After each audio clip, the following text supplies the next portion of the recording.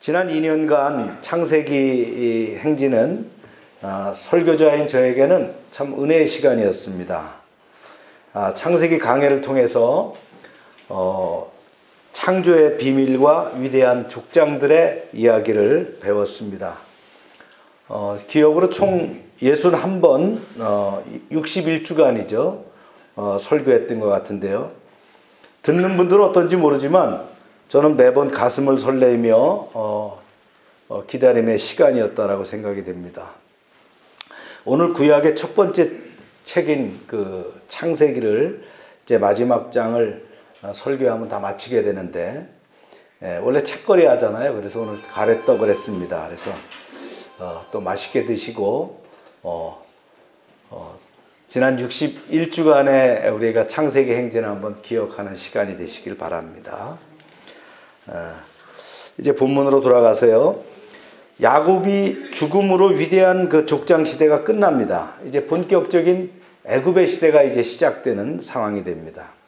창세기 마지막 장인 그 50장은 요셉이 아버지의 시신을 가나안 땅으로 옮겨서 장사 지낸 것과 형제들과 다시 화목하는 그러한 내용이고요.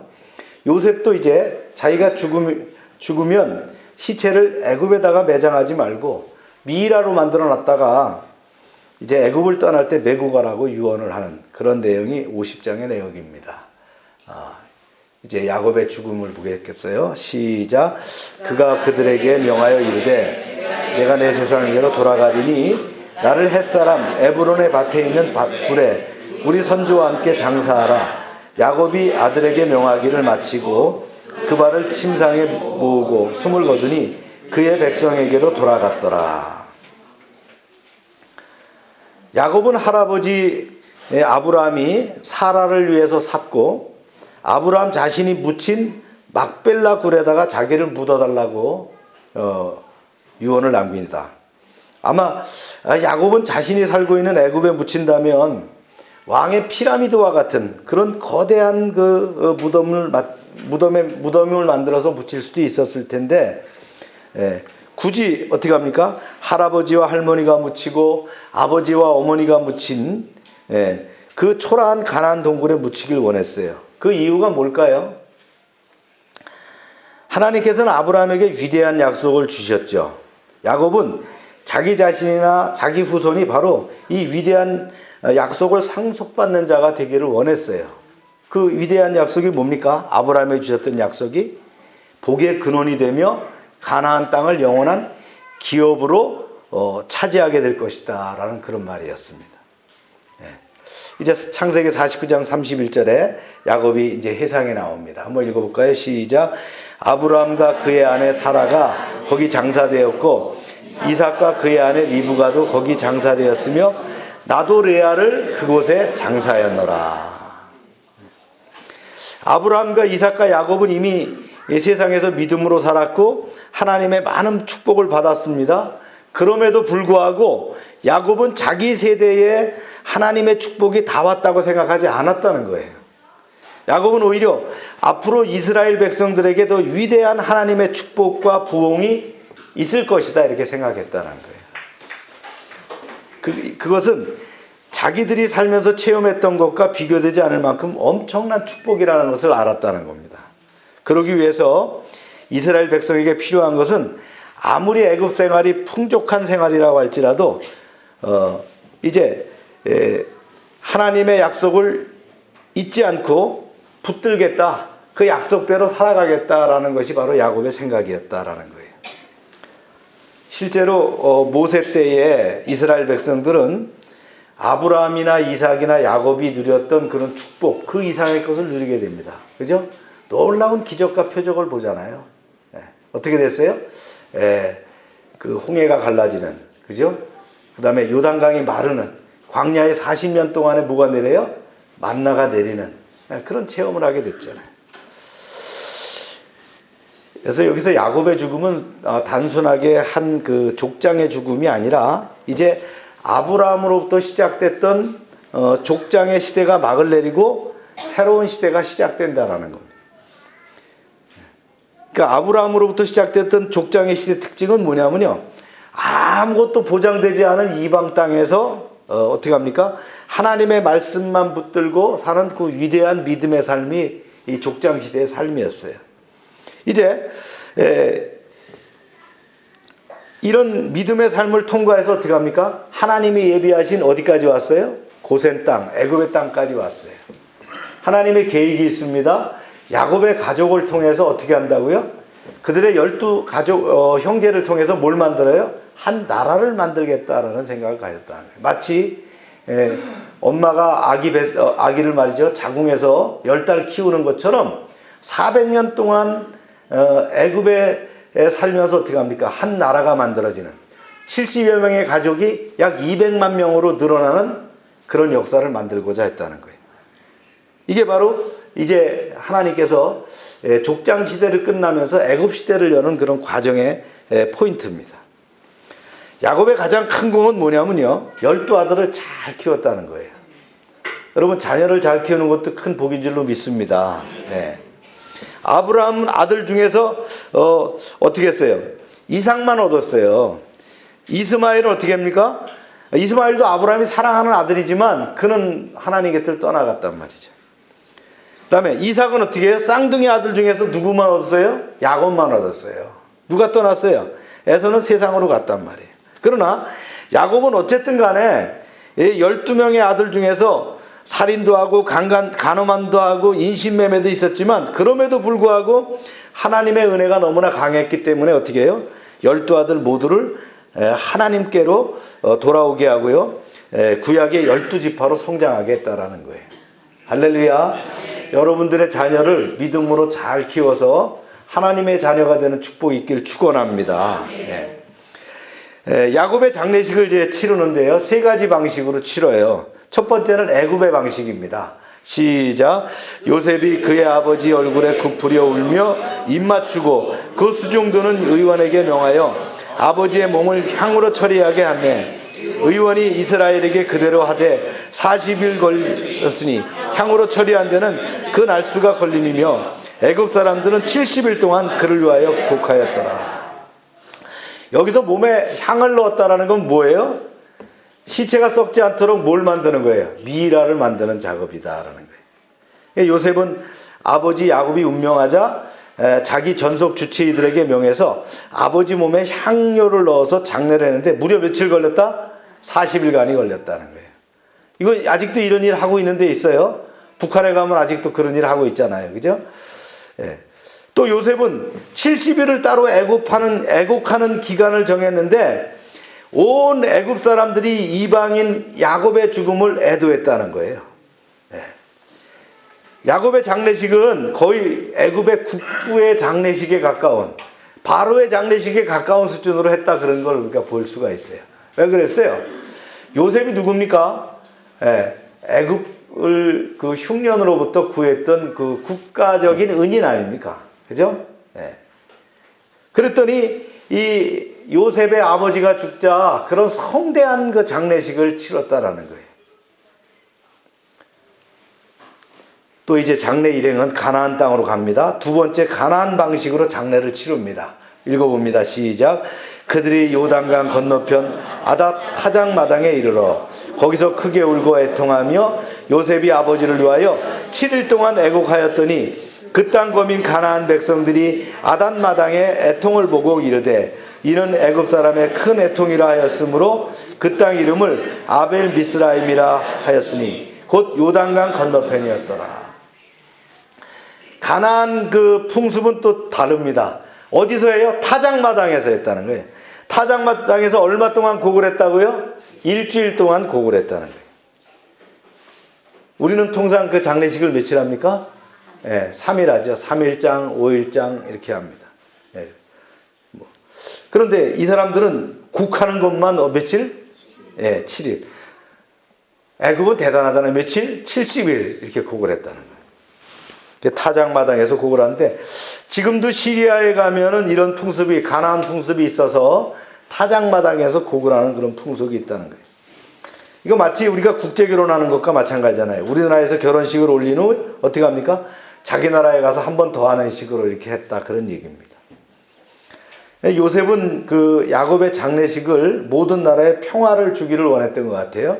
어떤 그 당시에는 이제 이 부족 국가 간에 어떤 부딪힘이 있을 수 있잖아요. 그러니까 통로를 정했는데 어디로 갔냐면 가장 빠른 길로 가지 않고요. 가장 빠른 길은 어디냐면 해안길입니다. 해안에는 다른 종족과 부딪힐 수 있잖아요. 그래서 광야길을 택해서 갔다는 거예요. 놀랍게도 나중에 이스라엘 백성이 가나안 땅에 들어갈 때 그 길로 가잖아요. 광야길로. 이제 제일 중요한 건 세 번째 방식이죠. 요셉이 아버지 말씀대로 막벨라 굴에 아버지를 장사하는 히브리 방식입니다. 시작. 마므레 앞 막벨라 굴 앞에 장사였더니 이는 아브라함이 헷족속 에브론에게 밭과 함께 사서 매장지를 삼은 곳이었더라. 우리가 이 세상에 살면서 이 세상의 방식을 따라가는 것도 중요합니다. 우리는 굳이 예수님을 따른다고 해서 예수님 당시에 옷을 입고 다닐 필요는 없다라는 거예요. 그 튀닉의 오류라고 합니다. 그래서 예수님 시대처럼 옷을 입어야 돼. 또 예수님 시대처럼 뭐 토요일에 안식일을 해야 돼. 이게 이제 하나의 튀닉의 오류일 수 있다는 거예요. 그 흐름을 우리가 볼 수 있어야 된다는 거예요. 그러나 우리 속사람 안에는 반드시 어떻게 합니까? 하나님의 말씀은 분명히 있어야 된다는 거예요. 이거 놓치면 안 됩니다. 중간에 야곱의 시체에 향료를 놓고 타작마당에서 일주일 곡하더라도 결국 어떻게 합니까? 피라미드가 아니라 아브라함의 막벨라 굴로 갔어요. 아마 애굽 사람들이나 가나안 사람들이 그 엄청난 장례 행렬, 이건 장례 행렬이 보통 장례 행렬이 아니었어요. 대단한 장례 행렬이거든요. 이들이 와서 도착한 곳은 어디예요? 한 시골의 조그만 그 밭에 딸려 있는 동굴에다가 안장하는 것이었다라는 거예요. 요셉은 바로에게 아버지의 장사를 지낸 후에 돌아오겠다고 약속을 했고 또 실제로 돌아갑니다. 한번 보실까요? 시작. 우리 아버지가 나로 맹세하게 하여 이르되 내가 죽거든 가나안 땅에 내가 파놓은 묘실에 나를 장사하라 하였나니 나로 올라가서 아버지를 장사하게 하소서 내가 다시 오리이다 하라 하였더니. 왜 요셉은 아버지의 장례식을 기회로 그냥 가나안 땅으로 그냥 돌아가 버리지 않았을까요? 칼빈은 그렇게 얘기합니다. 요셉이 벌려놓은 일이 많기 때문에 다시 돌아오지 않을 수 없다라는. 그러나 분명한 것은 뭡니까? 지금은 그가 가나안 땅으로 돌아갈 때가 아니에요. 그죠? 하나님께서 돌아가라고 할 때 가는 거예요. 그죠? 하여튼 어쨌든 간에요. 이제 위대한 족장 시대가 끝나고 새로운 시대를 준비해야 됩니다. 족장들은 자신의 갈 길을 달려갔고 그 싸움을 다 마쳤어요. 이제 요셉은 이제 새로운 시대를 준비해야 됩니다. 그것이 뭐냐면요. 믿음의 조상들이 개인적으로 이제 실천했던 그 믿음이 이제는 어떻게 합니까? 이스라엘 안에서 만들어져야 된다는 거예요. 개인적인 신앙이나 한 가족적인 신앙이 아니라 뭐예요? 공동체적인 신앙이요. 하나의 국가적인 신앙으로 만들어가야 되는 것이 바로 애굽에서의 삶이었다라는 거예요. 이것과 마찬가지입니다. 우리가 예수 믿고 구원받으면 한 사람 한 사람이 참으로 이방인 같은 이 세상에서 믿음으로 살아남아야 합니다. 그러나 우리는 이제 다시 교회로 모여서 한 사람 한 사람이 어떻게 해요? 성전의 벽돌이 되고 왕 같은 제사장이 되는 성화의 과정을 겪어가야 된다는 거예요. 아멘입니까? 그래서 개인에서 어떻게 합니까? 교회적인 삶으로 전환돼야 된다는 거예요. 성도에서 어떻게 합니까? 직분자의 삶으로 전환돼야 되는 거예요. 그래서 어떻게 돼요? 교회를 세우는 기둥이 일어나야 되는 거예요. 할렐루야. 이것이 바로 어떻게 합니까? 성숙된 신앙의 삶이다라는 거예요. 할렐루야. 네. 그런데요, 아버지 야곱의 죽음은 위대한 족장 시대가 끝나고 이제 새로운 이스라엘이 태동되는 그런 상황이 됐는데, 그러나 이스라엘 자손들로 하여금 머뭇거리게 하는 게 있었어요. 형제들에게 두려워하는 것이 있었어요. 그게 뭐예요? 과거에 요셉에게 저질렀던 그 죄 때문이라는 거예요. 말씀을 볼게요. 시작. 요셉의 형제들이 그의 아버지의 죽음을 보고 말하되 요셉이 혹시 우리를 미워하여 우리가 그에게 행한 모든 악을 갚지나 아니할까 하고 요셉에게 말을 전하여 이르되 당신의 아버지가 돌아가시기 전에 명령하여 이르시기를 너희는 이같이 요셉에게 이르라. 내 형들이 내게 악을 행할지라도 이제 바라건대 그들의 허물과 죄를 용서하라 하셨나니 당신의 아버지의 하나님의 종들인 우리의 죄를 용서하소서 하매 요셉이 그들이 그에게 하는 말을 들을 때 울었더라. 아마 당시에는요, 이 자식들 사이에 원한 관계가 있으면 부모가 살아있는 동안에는 복수하지 않았던 것 같아요. 예. 그러다가 아버지가 돌아가시면 장례를 치르고 나면 무서운 피해 복수가 일어났던 것 같아요. 우리가 그걸 어디서 볼 수 있었어요? 예. 에서도 야곱을 그토록 미워했지만 아버지 이삭이 살아있는 동안 손을 못 댔어요. 그러면서 그랬죠. 너 아버지만 죽으면 넌 그때 손 좀 볼겠다 이랬잖아요. 그동안 야곱은 어떻게 합니까? 어머니의 그 조언을 듣고는 잽싸게 외삼촌 라반의 집으로 도망가는 것을 볼 수 있잖아요. 요셉의 형들은 아버지 야곱이 죽은 후에 드디어 요셉이 자기들에게 무서운 복수를 할 것이다라고 생각하면서 두려워하다가 요셉에게 사람을 보내서 화해를 청합니다.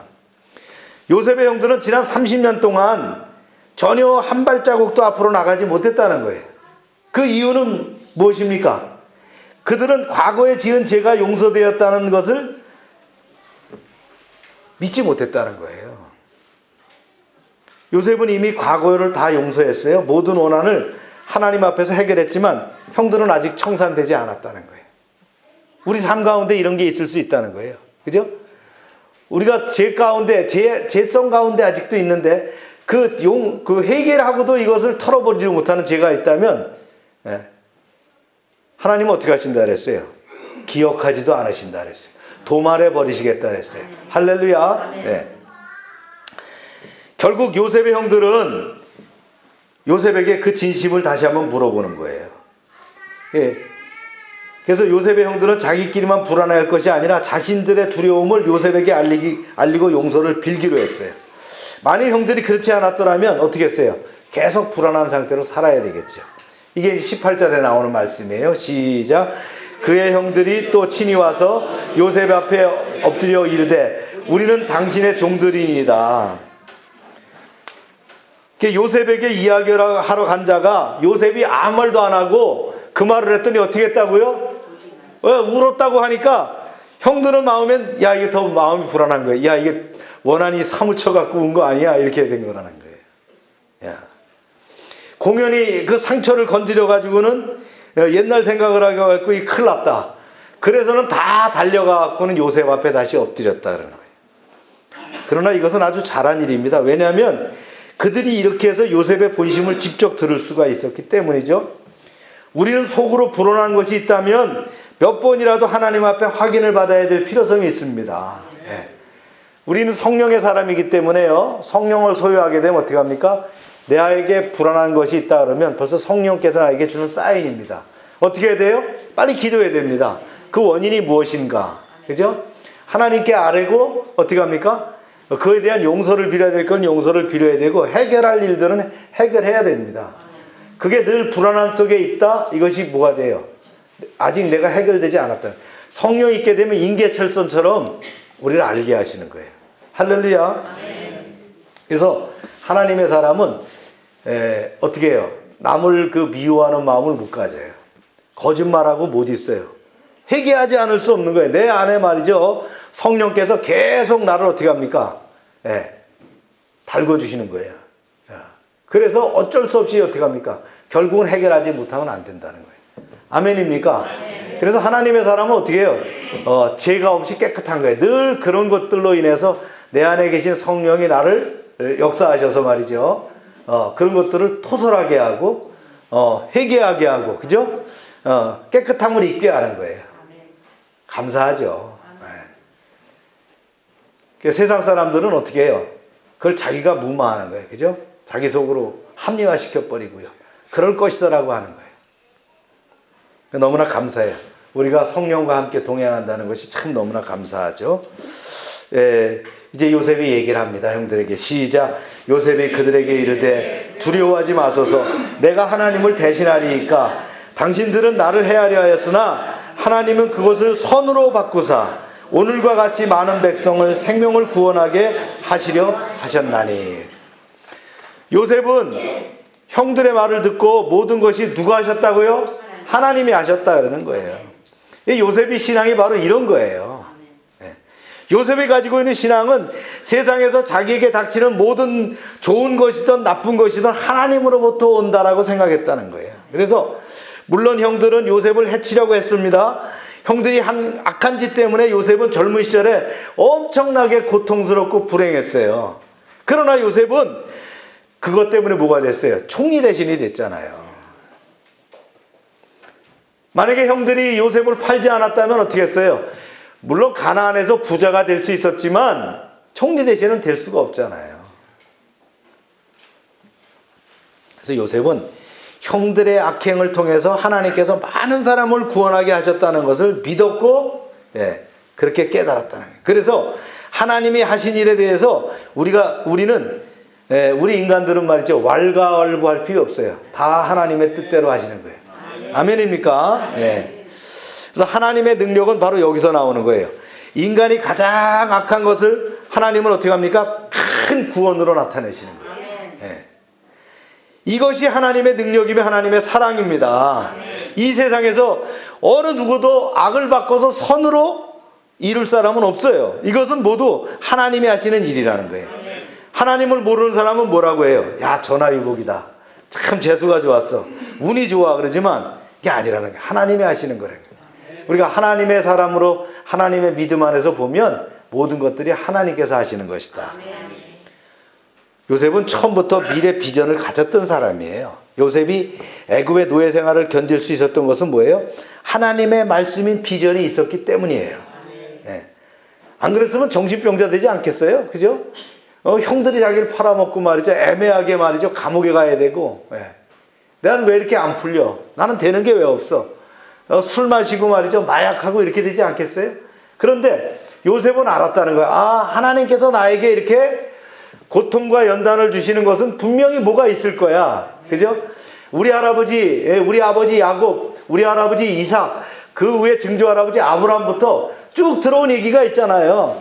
분명히 뭔 뜻이 있을 거야. 우리의 믿음의 사람들은 바로 그렇게 연결된다는 거예요. 할렐루야. 한번 보세요. 이렇게 얘기합니다. 시작.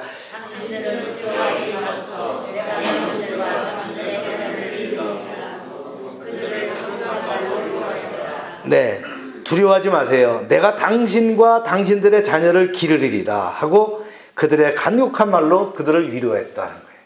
이게 또 다른 비전입니다. 이제 앞으로 하나님께서 이 이스라엘 공동체를 통하셔서 하시고자 하는 일이 있다는 거예요. 이제 하나님은 이스라엘 자손들이 어린 양 보혈로 구원을 받고 가나안 땅을 정복하게 함으로 위대한 이스라엘의 시대를 만들어갈 것이다라는 거예요. 요셉은 이제 자기가 남은 기간 동안 할 것은 뭐예요? 그동안에 연구했던 것을 뭐 책으로 쓰거나 더 위대한 정책을 피거나 그것이 아니라는 거예요. 위대한 이스라엘을 준비하는 것이라는 거예요. 그래서 요셉의 통치가 80년 정도라고 얘기합니다. 그러니까 그 기간을 동안을 통해서 이스라엘 자손들이 말이죠, 번창하게 만들었다는 거예요. 사랑하는 여러분, 하나님의 백성 안에 모든 미래가 있습니다. 세상은 단지 그때마다 하나님이 쓰시고자 하는 배경에 불과합니다. 주인공은 누구예요? 바로 여러분, 내가 주인공이라는 거예요. 모든 보이는 것들, 이 자연 환경과 이 시대적 상황은 뭐예요? 배경이에요. 그림일 뿐이에요. 거기에 주인공은 누구예요? 하나님을 믿는 하나님의 사람, 바로 우리라는 거예요. 그 위대한 것은 하나님의 말씀과 그 말씀으로 자신의 삶을 만들어가는 하나님의 백성이라는 거예요. 여러분이 바로 그 사람이라는 걸 기억하시길 바랍니다. 이제 요셉도 이제 임종을 하게 됩니다. 시작. 요셉이 또 이스라엘 자손에게 맹세시켜 이르기를 하나님이 반드시 당신들을 돌보시리니 당신들은 내 해골을 메고 올라가겠다 하였더라. 요셉이 110세의 죽음에 그들이 그의 몸에 향재료를 넣고 애굽에서 입관하였더라. 참 요셉도 말이죠, 그 믿음대로 얘기하는 거예요. 내가 애굽 땅에 안주할 사람이 아니다. 내가 죽더라도 해골로 만들어 가지고 이것을 애굽을 떠날 때 관에다 넣어가지고 가나안 땅 우리 조상들의 묘소에다가 나를 묻어달라 이렇게 예언하는 거예요. 유언을 남기는 거예요. 그래서 요셉은 생각했어요. 아, 우리가 여기서 애굽에서 가축이나 키우고 이렇게 변방에 사는 것이 아니야. 고센 땅을 살게 한 것은 분명히 우리를 통해서 분명히 하나님께서 말씀하셨던 그 가나안으로 돌아갈 그때가 있을 거라 이렇게 생각했다는 거예요. 젖과 꿀이 흐르는 가나안 땅으로 돌아갈 것이다. 이제 이러한 그 하나님의 나라를 이루는 가장 중요한 그 기초는 뭐냐면 요셉의 용서가 되겠죠, 그죠? 형들을 품는 그 용서가 필요합니다. 우리가 다른 사람들의 잘못이 있다면 아직도 내 마음에 풀리지 않는 그런 용서가 있다면 다 여러분 내려놓고 용서하시길 바랍니다. 용서가 곧 승리입니다. 우리가 상대가 어떻다 할지라도 그걸 품을 수 있는 마음이 중요한 거예요. 그래야 어떻게 돼요? 내 심령이 회복이 되는 거예요. 이제 우리 앞에 두 나라가 있는데요. 하나는 여전히 혼란스러운 2019년에 미래가 불투명한 대한민국이고요. 그 다음에 다른 하나는 말씀으로 지어져가는 영적인 공동체, 영적 이스라엘입니다. 그렇죠? 단순히 내가 신앙생활 잘하고 세상적으로 성공했다고 해서 모든 일이 다 되는 것이 아닙니다. 우리는 보다 영광스러운 위대한 하나님 나라를 이루어가야 될 줄로 믿습니다. 그래서 우리는 과거의 모든 원한과 허물을 뒤로하고 다시 하나님의 위대한 약속을 붙들고 미래를 향하여 나아가시길 축원합니다. 여러분들에게 분명히 하나님께서 예비하신 그런 미래가 있습니다. 여러분에게 주신 비전이 있습니다. 그것을 위해서 기도하시고요. 그것이 대를 이어서 또 후손들에게까지 복으로 누릴 수 있도록 여러분 기도하시길 바랍니다. 인사이트입니다. 야곱의 인생 참 파란만장했죠. 그런데 그가 잘한 건 뭐예요? 12아들 잘 키웠다는 거예요. 그래서 이스라엘을 만드는 기초를 세웠다는 거예요. 즉 하나님이 하나님의 신정 국가를 만들고자 했는데 그걸 기초를 누가 놨다고요? 야곱이 놨다는 거예요. 그 12아들이 하나도 안 삐뚤어지고 말이죠. 제대로 하나님을 믿고 구원받은 자녀로서 지파를 이뤄서 그것이 나라가 됐다라는 거예요. 우리도 이런 인생으로 쓰이기를 소원합니다. 또한 야곱은 죽어서 애굽에 매장되지 않고요. 그 유언대로 가나안 땅에 운구되어서 아브라함이 샀던 막벨라 동굴에 매장됨으로 이후의 후손들이 다시 가나안으로 돌아갈 항로를 밝히는 등대 역할을 했다는 거예요. 그런 지표가 됐다는 거예요. 우리 인생도 그저 왔다 가는 것이 아니라 하나님이 부르신 소명을 위해서 쓰일 뿐만 아니라 신앙 안에서 가치 있는 인생이 되기를 축원합니다. 야곱의 사랑하는 아들 요셉 진짜 멋진 인생이었죠. 아무 흠도 없고 그 믿음의 생애를 보며 부러워합니다. 그러니까 요셉같이 되기를 기도합시다 그러니까 그렇게 기도하더라고요. 하나님 요셉의 전반기 인생은 제외해 주시고 후반기 인생 같지만 근데 그렇지 않아요. 우리 인생은. 그렇죠? 그런 과정을 겪으면서 그런 연단과 훈련을 겪으면서 더 크게 하나님께서 쓰셔요. 고난과 연단이 있다 하더라도 두려워하지 마세요. 믿음으로 담대하게 돌파하시길 바랍니다.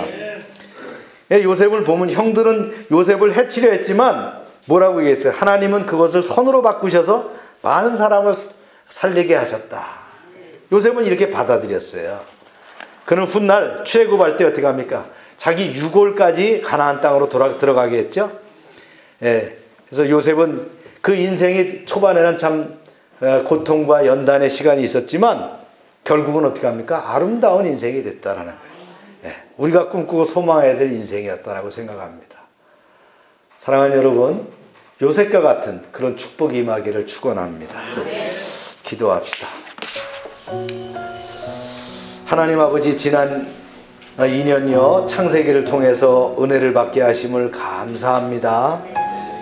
위대한 족장들의 일화를 통해서 믿음의 시금석을 삼게 하시고 아브라함, 이삭, 야곱, 요셉과 같은 빛나는 인생이 되게 하여 주시니 감사합니다. 주님, 성탄주간입니다.